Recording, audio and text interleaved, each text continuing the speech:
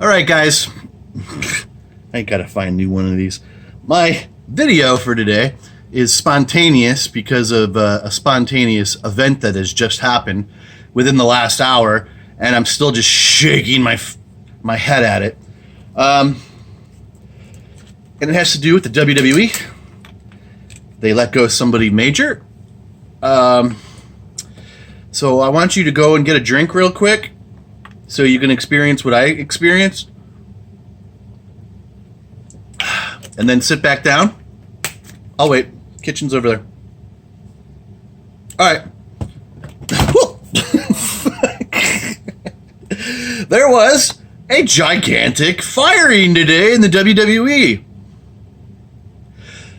WWE has pulled this person from TV for months.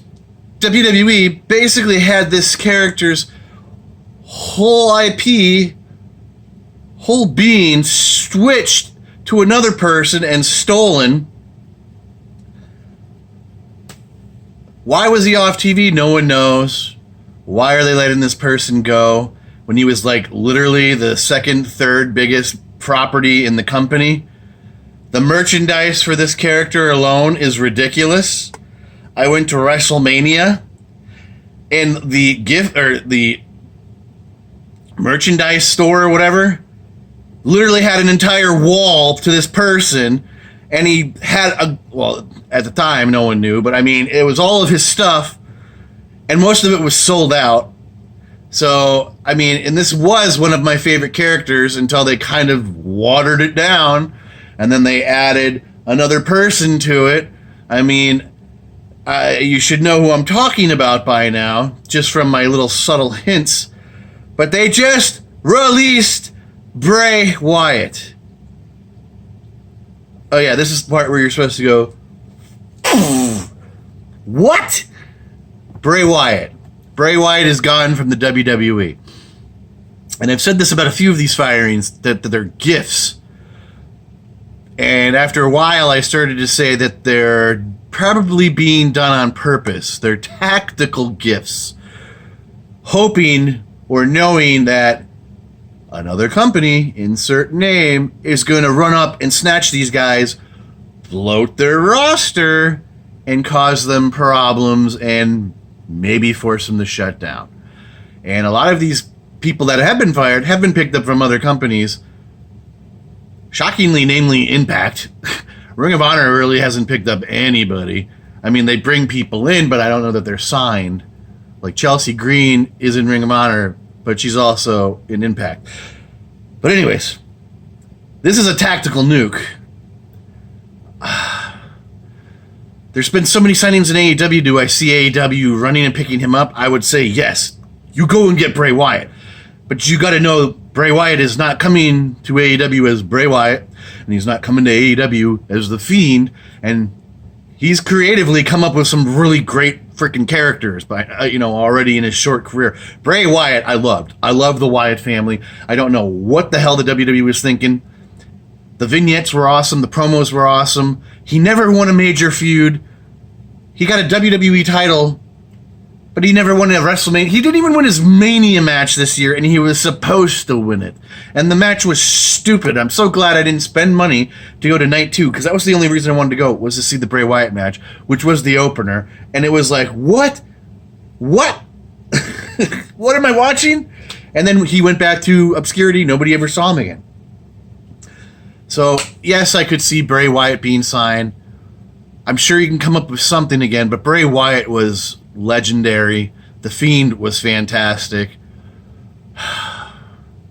Only unless maybe Bray Wyatt isn't trademarked. God, I would love to see the Bray Wyatt character resurrected, but I don't know. But anyways, Bray Wyatt is gone. From WWE, also, Jeff Jarrett is gone. Quietly, he was fired weeks ago, and for whatever reason, it hasn't been mentioned. He was signed within, the last year or so. They brought him in for the Hall of Fame, and then they signed him. He made him an agent. He appeared on TV for a few weeks as his old Jeff Jarrett gimmick, Jeff, because apparently no one has ever seen him for the last 25 years as anything other than that character. He's gone. I scratch my head at it, but I mean, they sign all these guys for agents, and then they cut them like right afterwards. They did Lance Storm dirty, by the way. They did the same thing to him. So Jeff Jarrett is also fired. There's a rumor Brock Lesnar has signed with a new company. But I've been binge watching wrestling news sites all morning, and Wrestle Cult? What the hell are they called? Whatever. I can't. They have multiple channels. One of them just casually said that Brock Lesnar was returning to the WWE. But I have yet to see that said anywhere. All I've been seeing is Brock Lesnar has signed with some other company, and it was rumored to be maybe UFC. Because I don't believe AEW can afford him. They could. I mean, the Khans are 2-3 times more wealthier than McMahon. But are they going to pay him $12-15 million, whatever it is WWE pays him to show up 6 times a year? I just don't see it. And they're going to what? Have him come in and squash the entire roster? There's lots of big men now in AEW, but you're going to squash all of them to Brock? I don't know. So I guess we're going to have to see where that goes. What Wrestling? It was what, or Cultaholic. One of those two. He just casually put it out there. But like I said, I've still yet to see any proof of this. No one else has said this. He just casually said it because he was like, who can compete with AEW signing Punk and Bryan Danielson? And they're like, well, Brock's returning to WWE. Like I said, I have yet to see that anywhere. So anyway, AEW has been busy signing people. I just mentioned it. They signed CM Punk. It's 100%. He's going to be at the Chicago show in September, so I think it's September 5th. That place is going to absolutely explode. That's going to be the ratings meltdown booster for AEW that night and hopefully beyond. CM Punk, from what I read, has signed a multi-year deal, and he will be on just about every TV show there is. So he's coming to work. He's putting in the time. They got Daniel Bryan, Bryan Danielson, that's his real name, right? I don't even remember anymore. And I guarantee you he signed to like a, part-time gimmick. And it was said when they signed Punk, it kind of threw all the plans in the works for Danielson. But, I mean, it's AEW. They're going to make this work. So, yes, Bryan Danielson and CM Punk are signed to AEW. AEW also signed to a full-time deal Emi Sakura. She hasn't really been seen a lot, but she's one of the, I can't say the name right, whatever they're called over in Japan. She's the one that looks like Freddie Mercury, dresses like him. I don't know what I think about that. I don't know that I want to see her full-time on AEW, but whatever. They kept a lot of those Japanese girls on the payroll. I think all of them. They never let any of them go, but they let go, like, Bea Priestley because she lived in England and she wasn't making it to shows because of COVID. Well, either were the Japanese girls, and they fired Bea Priestley months ago. I mean, and she was a much better wrestler than just about all of those Japanese girls. So Emi Sakura now, it will be full-time with AEW. She's moving to America. They also signed deals with Brian Pillman and Griff Garrison. You're probably like, weren't they already signed? No, they were just extras. They used to sit around the ring and scream and holler like all those other extras around the ring, but they were constantly booked on AEW as a team or separately or on AEW Dark. Now they have official contracts. Also signed, Tony Khan bought out her contract with NWA, which I don't know that he needed to do. I guess she hadn't been on TV in a while, so maybe that's what it was, because she was supposed to be signed until 2022 something, or 23 with NWA. So I guess he just, because she is a talented, amazing wrestler, he wanted her on TV more, so he bought out whatever her contract is, which couldn't have been much. It's the NWA. Sorry, Billy, but it's true. Thunder Rosa is now also full-time with the company, which is great. Supposedly, Braun Strowman is in the works for AEW too, and the WWE is now worried that that's going to happen, and they want him back, even though they released that statement, or Vince did, that Braun is past his prime. That's why we let him go, and he had a bloated contract. Braun Strowman had a bloated contract. Oh, he had like a $1.2 million contract that he only started getting like a year ago. But you got like Randy Orton sitting around the majority of the time doing nothing. And he collects like 6, 7, 8 million. You got Brock who gets like 13, 15 million. But Braun was the breaking point. We can't pay Braun that money. It's crazy. Even though they've made $1 billion from Peacock, $1 billion from Fox. The Indian deal, I don't remember what it is. India deal is supposed to be somewhere in the same market or price range that those other ones are. They get $160-something million every time they go to Saudi Arabia, which they're going to go back to any month now. But, you know, that $1 million Brock salary is really just, you know, killing them. But because I haven't seen confirmation, but I have heard it's a done deal, but you're not hearing much about it anymore, so I don't know. But he's still under his 90-day non-compete. He's not lucky like what Aleister Black was, and he only had a 30-day because they were too stupid, and they didn't realize that when they brought him up to the main roster. So I guess we'll have to see. I think Braun would be great too. I mean, a monster factory, big man matches. I mean, everything. It's the whole platform of AEW would be wide open to Braun, so I'm open for it. Let me see. Jake the Snake re-signs with AEW for 2.5 years. And I saw a video on that. He's like, when I first came in, it was only for a 6-week run. And then before my 6 weeks run was over, they're like, we're giving you a year contract. And he doesn't always show up with Lance Archer, but that's fine. I know he's got some health issues. I don't know what it is. I've seen him on other YouTube videos doing interviews, and he's breathing oxygen. He carries around an oxygen tank. But it's great to see him there. I hope it's on a bloated contract, but you know, they treat legends with respect. But it's great. We got 2.5 more years of Jake the Snake.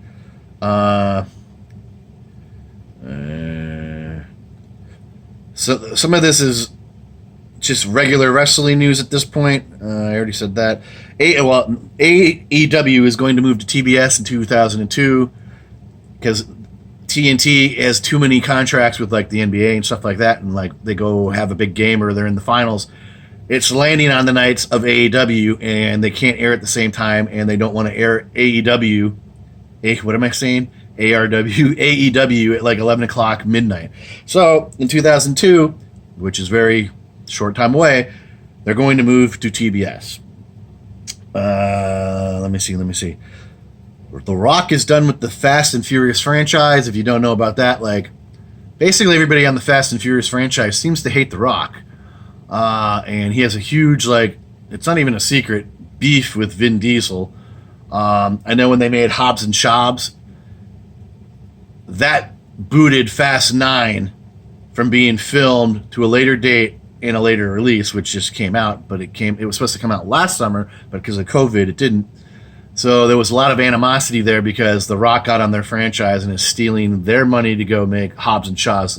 That's how they viewed it. Most of them did. There's even a YouTube video of him talking. What is his name now? It's not Tyrese, the black guy. And they're talking on a movie set or something, and they look civil, and then all of a sudden you just see The Rock slaps him in the face, and he was, startled.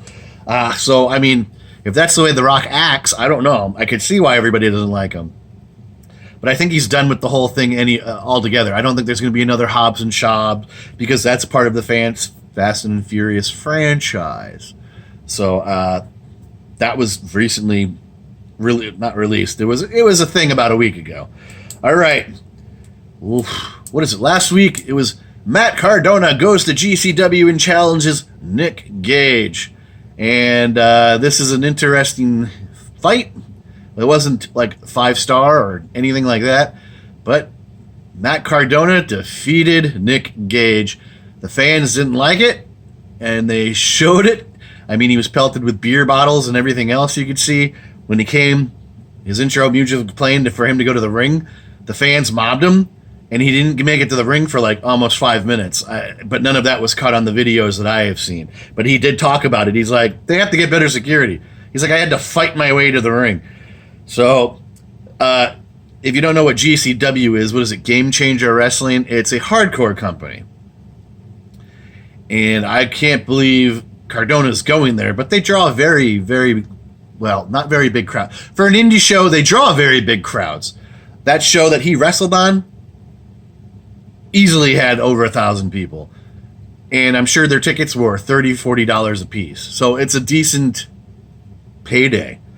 But I mean, that's so far out of Cardona's range. If you watch the match, Cardona was a fish out of water. He goes through a pane of glass, and he's just in like the fetal position. He's doing one of these. He's got his neck covered and his face, and he was bloodied. I mean, his whole back. I don't know where the cuts were because you couldn't visibly see them, but he was just coated in blood. And just like when he took a light tube hit, things like that, he just has never done anything like that. He just looked scared, or I don't know. But he's now the GCW World Champion. And my theory was on that is because Nick Gage, I don't know if he's in AEW now, but he is Jon Moxley's boy. Jon Moxley has been showing up at Game Changer events for the last year, jumping Nick Gage. So I see like some sort of feud between them because when Moxley doesn't have the title, he's not going to job to anybody, obviously. And he's already done the tag team thing with... why is my brain melting? But I don't even think their tag team is anything anymore either. So what are we going to have him do? I don't know. Let's bring in his boy, and they can bloody each other up on pay-per-views. So I figured why he is gone moonlighting in AEW, they wanted to take the strap off of him in GCW because it's not a good look to go have your champion who's been like their longest reigning champion of whatever forever, and then he goes to AEW and he does a bunch of jobs. So Matt Cardona came in there and he's filling in the spot because I can't imagine they signed Nick Gage because even his match with Jericho got AEW in heat because he used the pizza cutter on Jericho's forehead, even sliced his arm with it. I'm like, is that thing actually sharp? That was the first thing he did when the match started. He cut Jericho's arm with the pizza cutter. But anyways, he's cutting his forehead open with the pizza cutter, and then they cut to a commercial. And it's a Domino's pizza commercial. And the first thing you see is a pizza cutter cutting a piece of pizza. And there's even YouTube videos of this, of people, like, it cuts the commercial, and they're recording the show, and they just bust out laughing because it's a Domino's commercial with the pizza cutter. So now, like, Domino's is pissed because that was a hardcore match and there was a pizza cutter involved, and they're going to pull their sponsorship, maybe. Whatever. But Cardona defeated Nick Gage. Did I skip some shit? Paul Orndorf passed away. I can't remember what age, but he was deep into dementia, Alzheimer's. And when some photos were circulating of him, he was in like an assisted living facility. He looked bad. He looked unkept bad. Very skinny. I think it was posted by his son. He's like, yeah, in a week we get to go and see my dad. Haven't seen him in a year and a half. Haircut's coming up. And literally a week or two later, he was dead. But pull on Orndorf. A lot of people don't know it, but he was at one point as big, if not bigger, than Hulk Hogan. Now, granted, yes, that was the 80s, but the 80s was Hulkamania along with the 90s. And it was one of the reasons why he was so bitter with the WWE because they didn't capitalize on it. He never got a feud with Hulk Hogan. He was more than willing to job, but he was a big deal for a very long time. And when he left the WWE, he went to WCW. He had a few good years, and then he kind of just faded away. He became an agent. He worked at the power plant, but I think he was 60-something, but he eventually got dementia. Same thing with Dean Malenko. He's got it too. But he can still function. He's an agent for AEW. But Mr. Wonderful, Paul Orndorf, has passed away. This is kind of old, but I still wanted to report on it. Son of Brian Blair, one of the Killer Bees. He's a Tampa resident. His son was recently found stabbed to death on a construction site. I can't imagine that wasn't something shady going on. I don't know if his body was dumped on a construction site, but I live in Florida, and this place is beautiful, but it's a hellscape too. And to me, I've seen a lot, and whatever, I've grown up here, it sounds like a drug deal that went bad or something. I don't know how old his son was, because, I mean, Brian Blair has got to be 60-something, if not a little older. So the Blair family has lost one of their sons. I think his son was 40-something. So that was recently in the last week, too. His son was murdered somewhere here in Florida. WWE has trademarked Bella's wine matchup for something they're doing with them, and to me that just sounds like a cooking show or something. Where is that going to be, on the network? Don't tell me E is giving them a cooking show. But hey, if that keeps them out of the ring, I am fine with that, because these girls are still like, we're going to come back. We're going to make a comeback. Did you see them at WrestleMania? Nikki's huge. She's had one child, and she's looked like she had four. Brie still looks, she's a little bigger than what we've seen her from the last time, but she's on her second or third kid, so you can't blame her. Those girls are clearly not working out and getting in ring shape. So I don't care if you're a Bella. I don't want to see you in the ring anymore. And I wasn't a Bella's fan. I was a Nikki Bella fan. But we all saw their last run. Brie was injuring people. They didn't wrestle very well. Not that they ever really did. Nikki did get better over time, and Brie got a little bit better over time. But I mean, no, we don't need the Bellas back, because they're like, oh, we those tag team titles got the Bellas name written all over it. No, they don't. You're gone. You retired to have babies. Nikki, you're supposed to have retired because she had a broken neck. You're gone. Nice career. Leave it alone. So that is it, guy. Oh, God, when I was talking about all these AEW signings, supposedly Buddy Murphy is in the works as well, which I was great on if they got this deal done a month or so ago. But now that Bray Wyatt's on the market, I would think Buddy Murphy's stock is like, but granted, all these guys are talking about him in AEW. You got one of the EVPs, Kenny Omega, saying, bring him in, I want to wrestle him. You got Moxley saying, bring him in, I want to wrestle him. There was a whole slew. He's very well respected. He's like boys with Aleister Black, too, or Malachi Black. I mean, you can go back on all my NXT videos on my channel, and they've had, when they were both leaving, basically getting ready to come up to the main roster, on all the house shows, they were fighting each other in every match. And all those matches were 5 stars, and I even put them in the title. Aleister Black, Buddy Murphy have 5-star match. They're worth seeing. And that's what I respected. Buddy Murphy always put on a good match, unless it was against some greenhorn rookie.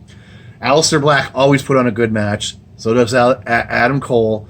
Keith Lee always would put on a good match. Velveteen Dream, love him or hate him. I mean, a lot of those house shows were just glorified meet and greets. But you'd get certain guys that went out there, and they put on 5-star matches. I mean, when you'd see Keith Lee and Adam Cole wrestle, that was pay-per-view shit. See, now I'm ranting. I don't even remember what I was saying. Oh, Buddy Murphy. Buddy Murphy is a great wrestler. Like I said, I was high on this if this was going to happen. Maybe they don't sign him to a super huge deal. Because with all these signings, supposedly COVID's on the rise because of this D variant or whatever. It's a mutation of COVID. It's COVID. But the thing about viruses, as they mutate, they become weaker. But everybody's freaking out because infections are up. And they're telling you hospitalizations are up. So they're trying to create this fear again. The Biden administration yesterday was like, oh, we might shut down. We might have lockdowns. Well, DeSantis here in Florida said, we're not doing that. So with this rise in COVID, the touring shows might have issues. AEW is already going to have issues in Chicago. I think they already said, sure, you can come, but everybody's wearing masks. But that was like 2 weeks ago. In New York, you have to be vaccinated. They're running a show in Arthur Ashe Stadium. They've sold 16,000 tickets, and it's a 17,000-seat stadium. WWE says AEW is in competition. Bullshit. They went into your stomping grounds, New York, and sold out a 17,000. They're going to a 17,000-seat stadium. I guess Ring of Honor and New Japan ran there too, and they previously held the record for attendance. Well, now AEW does. If this show still goes on.